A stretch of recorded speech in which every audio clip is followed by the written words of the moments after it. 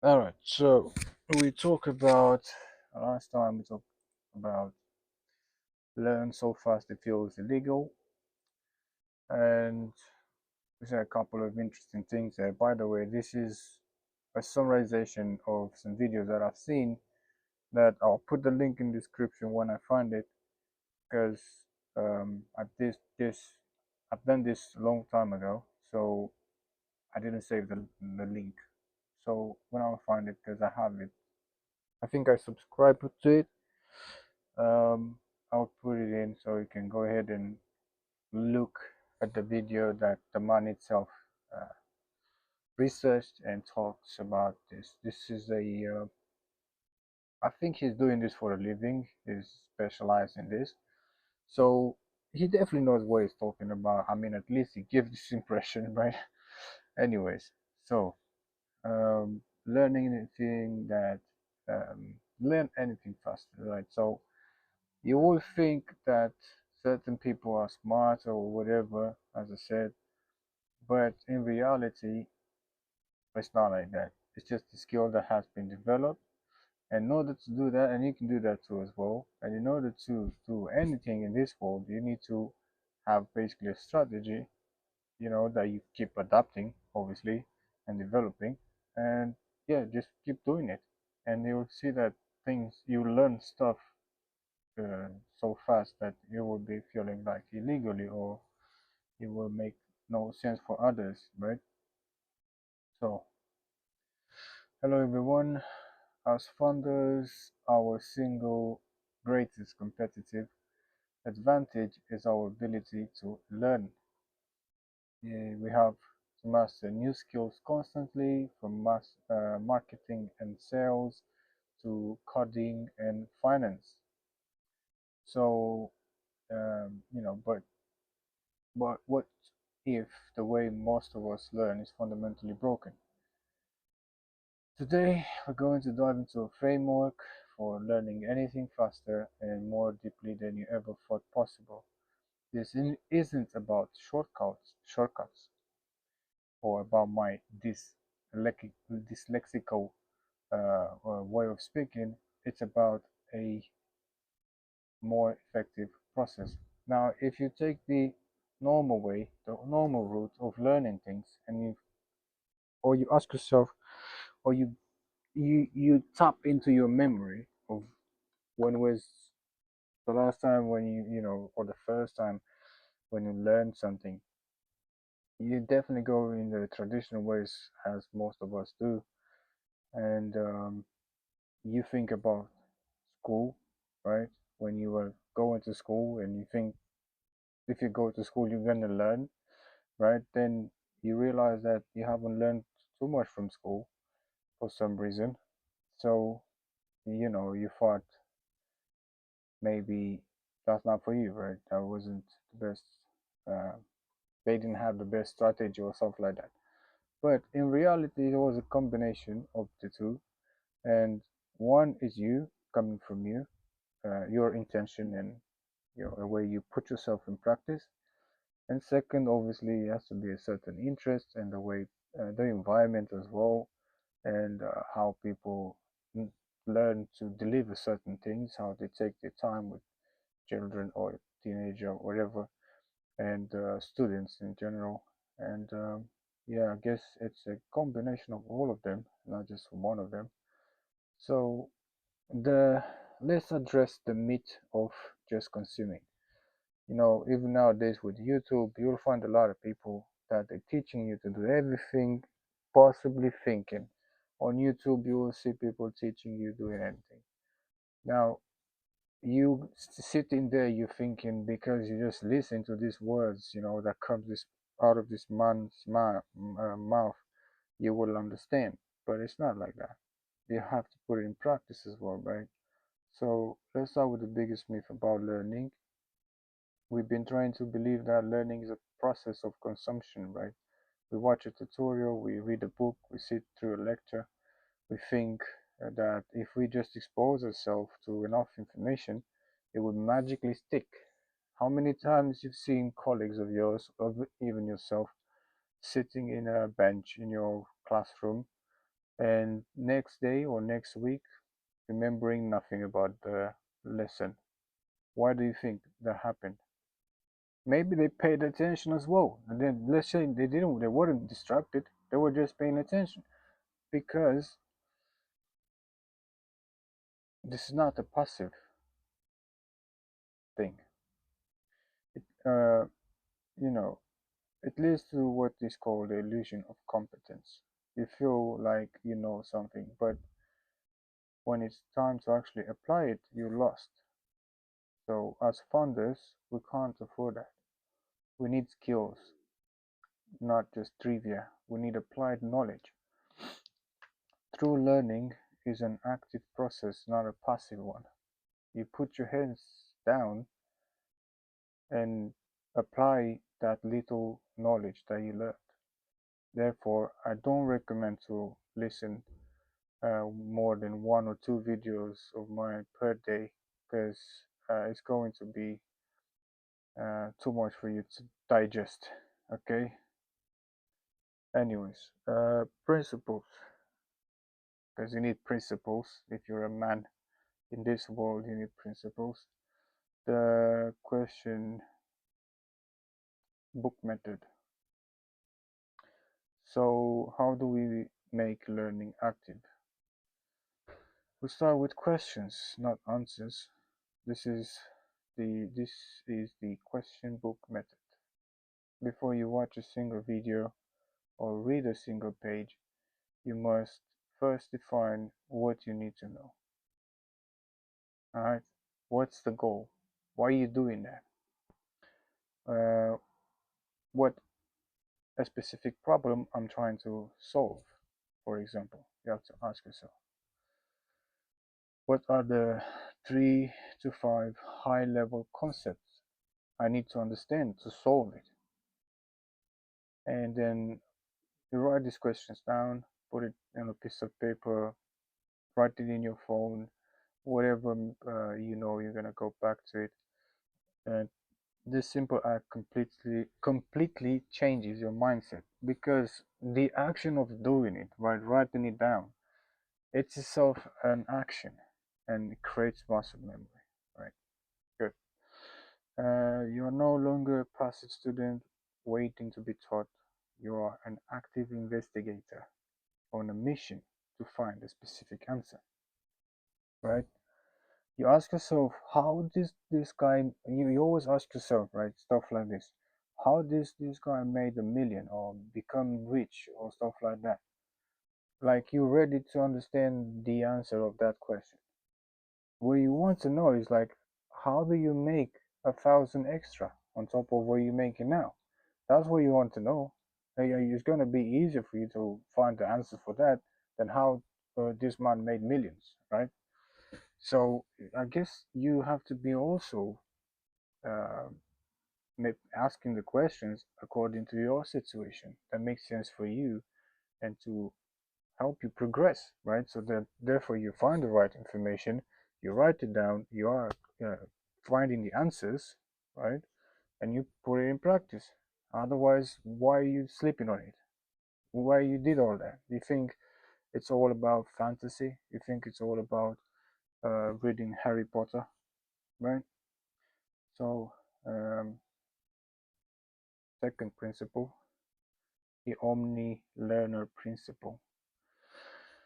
Once you have your questions, the next step is to resist the temptation to rely on a single source of truth. Now, uh, this is a Omni Learner principle. A single tutorial or book gives you one person's perspective, one mental model. So to achieve true understanding, you need more than that. So you can't just rely on one guy telling you that. You have to go ahead and do some research and see if find at least the same information from more than 2 people.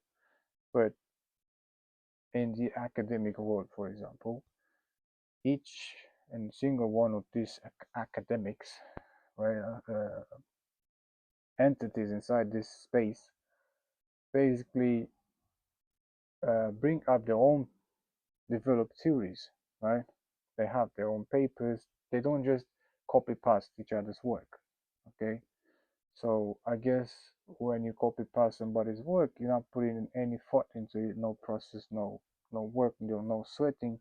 So I don't think you kind of are considered as a source, right? So you have to understand the principles that makes a source in the first place, understand the conditions, right? And then if they meet the criteria, then you can consider it. All right. So we can talk about, you can go down this rabbit hole and knock yourself out with how the world goes around and whatever on a different on your own time, right?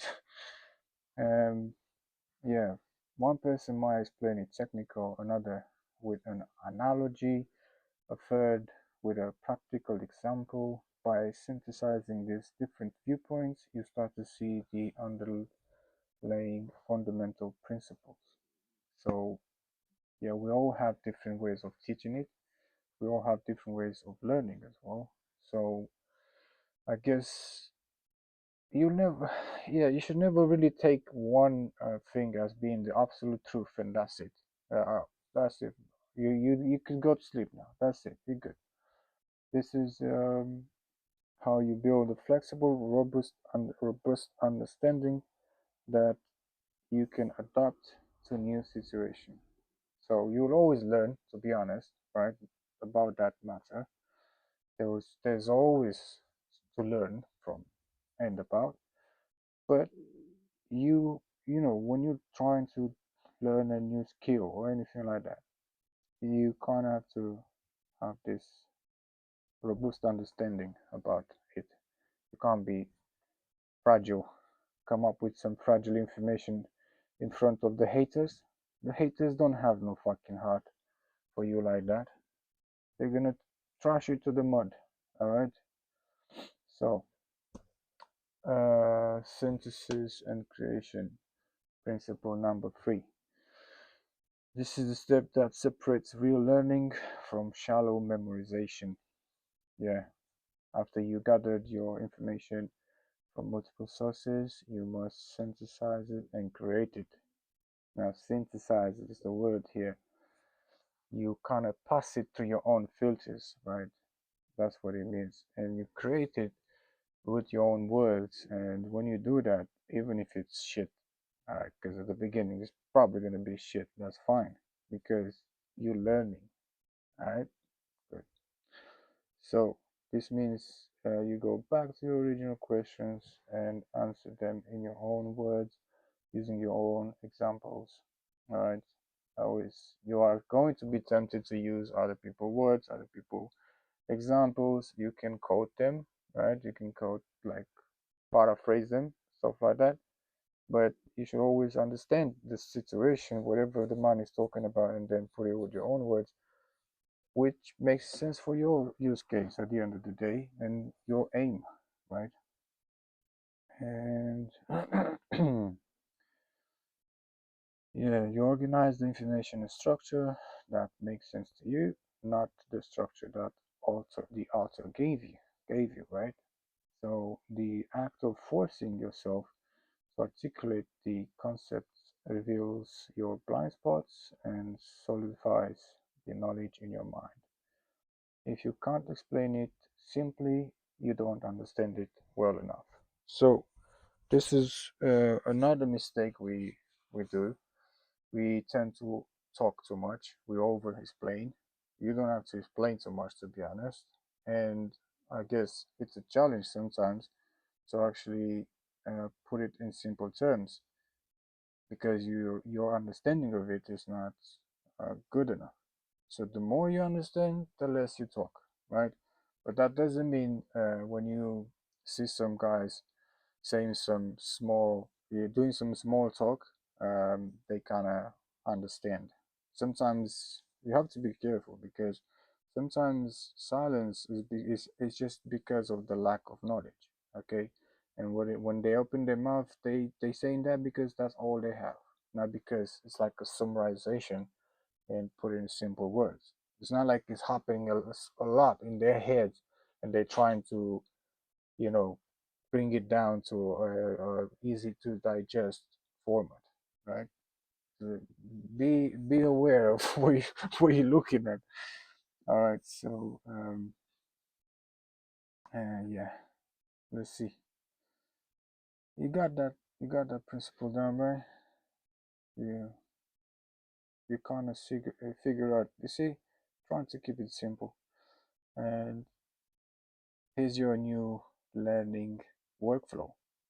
You have to do it and repeat it until it works. That's how simple it is.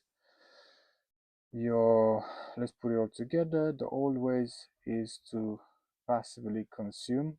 You do not passively consume anymore. You're not just part of the audience, but you are a doer, right? You're action figure now. You take something, put it in practice. Take another lesson, you put it in practice. Doesn't work, try something else. Put it in practice. You get some success, and you keep doing this, and you keep what works, and then you throw whatever doesn't, or give it away, whatever, and that's how it works. So um, the new way, basically, faster way, is a simple, active, three-step process. First question, always start by defining what you need to know. All right, and that means questions. What do I need? Let me see. As I say. Second, synthesize. Gather information from multiple sources to get a holistic view, which means try to compare the sources. As I said, make sure you put the pieces together, you understand the underlayers, and yeah, make sure they are officially recognized sources, because then you can't use them. If they're not officially recognized, they look like it looks like somebody had a brain fart in the after math of certain situation, which could be also used as feedback, but to improve on it, not to spread, because then you have a situation where you spread somebody else nonsense, and that will affect your reputation, right? Okay, so and the third, create, because when you want to create, make sure you actively process and explain the information in your own words, whatever your vocabulary is. Uh, it doesn't matter. Most of you are shy. Most of you thinking you need to speak proper English. You need to be, I don't know, native English in order to speak English. This is all excuses, all right, that I hear. It's nonsense. You keep telling that to yourself, you're never gonna get anywhere. And I promise you that. All right.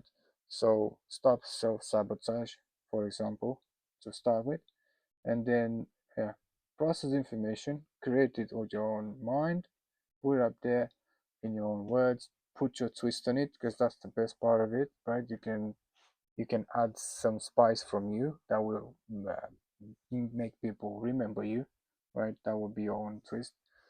And yeah, don't be too flamboyant, right?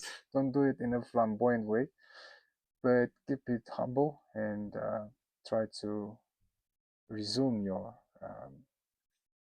time on doing it, even if you are enthusiastic about it. Try to always do a bit more. Try to understand that people's time is limited, and they can only pay enough attention to you to a certain point. So yeah, try to keep it entertaining but also informative. So when you pass it to the others, right? So this is the work for that will allow you to build a real applicable skill at a speed that feels like a superpower. As a founder, it's most valuable tool you have. So you develop this first, then you talk about user interaction, you talk about money, you talk about nonsense, right? Cars and nice ladies. Anyways, Appreciate you for watching. Hopefully you understood something from it.